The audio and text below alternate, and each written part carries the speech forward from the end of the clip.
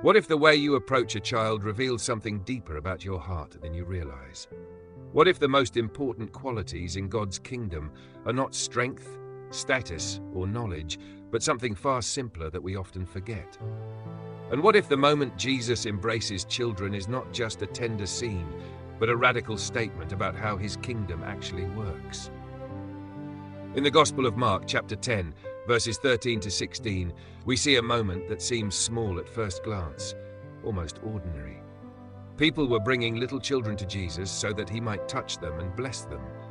But the disciples, seeing this, rebuked them. In their minds, this was not important enough for Jesus. Children were not considered central to teaching, leadership, or spiritual authority in that culture. They were seen as dependent, unformed, and less significant in public religious life. So the disciples tried to stop them. But when Jesus saw this, something in him responded immediately. He was indignant. That is a strong word. It is not mild disappointment. It is a deep, firm reaction. Jesus said to them, "Let the little children come to me and do not hinder them, for the kingdom of God belongs to such as these." And then he adds something even more striking. "Truly I tell you, anyone who will not receive the kingdom of God like a little child will never enter it." And he took the children in his arms, placed his hands on them, and blessed them. This is more than a gentle moment. It is a revelation of how God's kingdom operates. To understand this passage, we need to step into the mindset of the disciples for a moment. They were thinking in terms of hierarchy, importance, order, productivity, influence. In their view, Jesus had more important things to do than interact with children. But Jesus completely reverses this thinking. He stops everything to emphasize something crucial. Children are not distractions from the kingdom, they are examples of it. This is where the message becomes deeply challenging. Because Jesus is not only speaking about children in a literal sense, he is using them as a model for spiritual posture. He says we must receive the kingdom like a child. So what does that mean? A child is not defined by power or status. A child depends. A child trusts. A child receives without trying to earn. A child does not come to a parent demanding proof of love before accepting it. A child simply receives love. This is the posture Jesus is pointing to, not ignorance, not immaturity in understanding truth, but openness, trust, and humility. Because one of the greatest barriers to spiritual life is not lack of information, it is the desire for control. Adults often carry expectations. We analyze, we evaluate, we compare. We try to understand everything before we accept it. But a child receives with openness. And Jesus is saying that the kingdom of God is entered through this posture, not through control, not through achievement, but through trust. This is why the disciples' reaction is corrected so strongly. They were blocking access to Jesus for those who, in his eyes, best represent the kingdom itself. And this reveals something important about how we sometimes misunderstand spiritual value. We often assume that importance is measured by visibility, ability, or contribution. But Jesus shows a different measure. In his kingdom, closeness to God is not determined by status, but by heart posture. That is why children matter so deeply in this moment. They are not just recipients of blessing, they are living illustrations of what it means to belong to God. And when Jesus takes them into his arms, he is not just performing a kind gesture. He is demonstrating the nature of divine love, a love that welcomes without condition, a love that embraces without hesitation, a love that does not wait for someone to prove worthiness before offering presence. This moment also challenges how we view vulnerability. In the world, vulnerability is often seen as weakness, something to outgrow, something to protect against. But in the kingdom of God, vulnerability becomes a pathway to grace.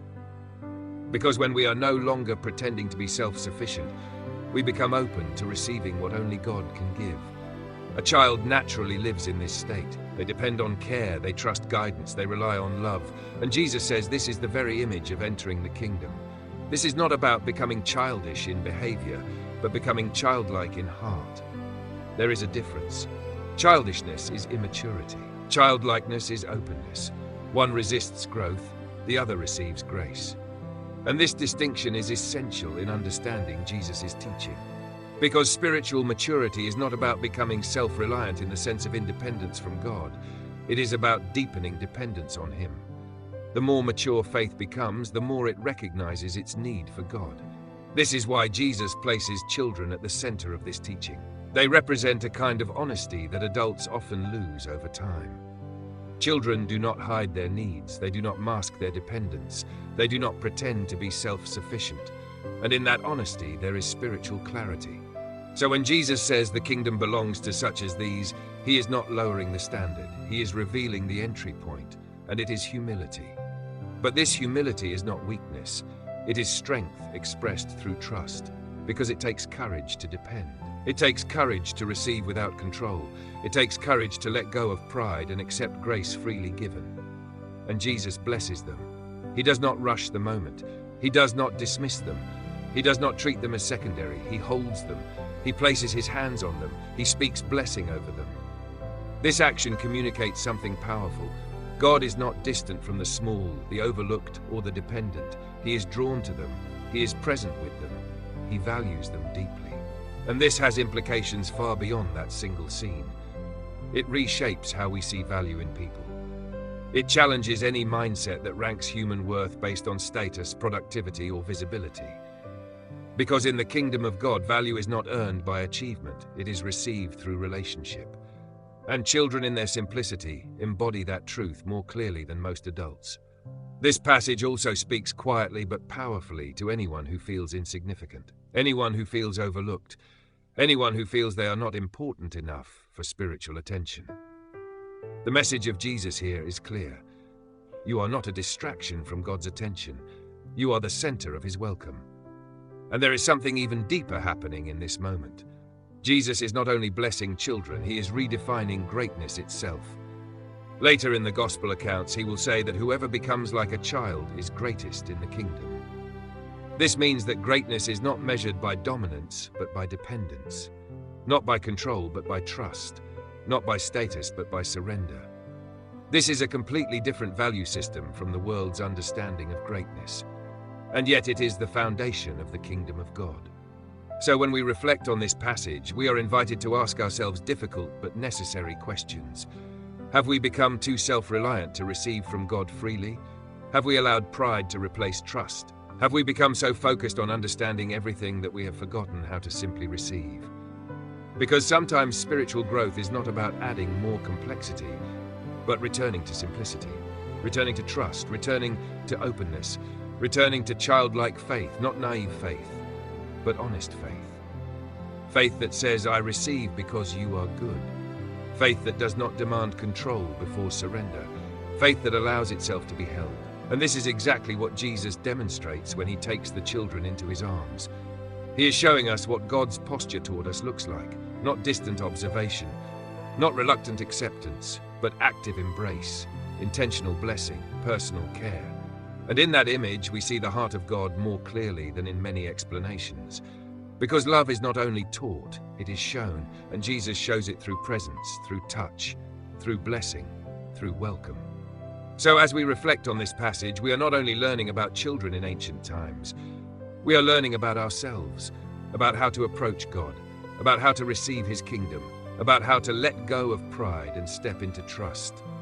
And perhaps the invitation today is simple but profound. To come to God not with control, but with openness. Not with resistance, but with trust.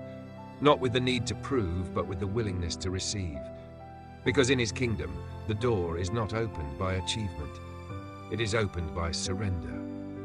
And those who enter are not the strongest, but those who trust like children.